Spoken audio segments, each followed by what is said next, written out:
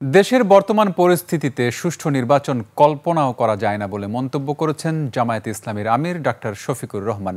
রংপুর জিলা স্কুল মাঠে জামায়াতের বিভাগীয় জনসভায় তিনি বলেন, অবাধ, সুষ্ঠু ও গ্রহণযোগ্য নির্বাচন আয়োজন করতে সবার আগে জরুরি কাঠামোগত সংস্কার। প্রতিনিধিদের তথ্যচিত্রে ডেস্ক রিপোর্ট। জীবন অবাক না করলে কে করবে? 28% মিল্ক ফ্যাটের অবাক করার সাথে ফ্রেশ মিল্ক পাউডার। জীবন অবাক করুক প্রতিদিন। রংপুর মহানগর ও জেলা জামায়াতের আয়োজনে দীর্ঘ 17 বছর পর এই রাজনৈতিক জনসভা। প্রধান অতিথির বক্তব্যে জামায়াতে আমির বলেন, কেউ যদি আওয়ামী ফ্যাসিবাদের আমলের নির্বাচনের স্বপ্ন দেখে, সেই স্বপ্নকে দুঃস্বপ্নে পরিণত করা হবে।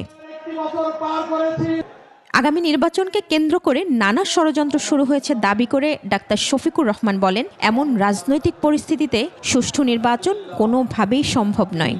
মহান আল্লাহর সাহায্যে আমরা সেই স্বপ্নকে দুঃস্বপ্নে পরিণত করবো ইনশাআল্লাহ। এ স্বপ্ন বাস্তবায়ন হতে দেওয়া হবে না, কোনো প্রশাসনিক কু করতে দেওয়া হবে না, ভোট কেন্দ্রে কোনো হস্তান্তর চলবে না, কালো টাকার কোনো খেলা সহ্য করা হবে না। জনতার ম্যান্ডেট নিয়ে যারা ক্ষমতায় যাবে তাদের অভিনন্দন জানাতে জামায়াতে ইসলামী প্রস্তুত রয়েছে উল্লেখ করে দলটির আমির বলেন, জামায়াত ক্ষমতায় গেলে 24-এর ছাত্র জনতাকে বুকে নিয়ে এগিয়ে যাবে। জনগণের ন্যায্য ভোটে যারাই নির্বাচিত হবে, বাংলাদেশ জামাতে ইসলামী তাদেরকে অভিনন্দন জানানোর জন্য এখন থেকে প্রস্তুত।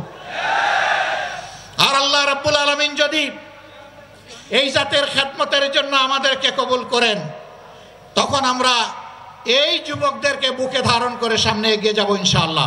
এর আগে নীলফামারী সৈয়দপুরে পথসভায়ও তিনি নির্বাচন আয়োজনের পরিবেশ নিয়ে প্রশ্ন তুলেন।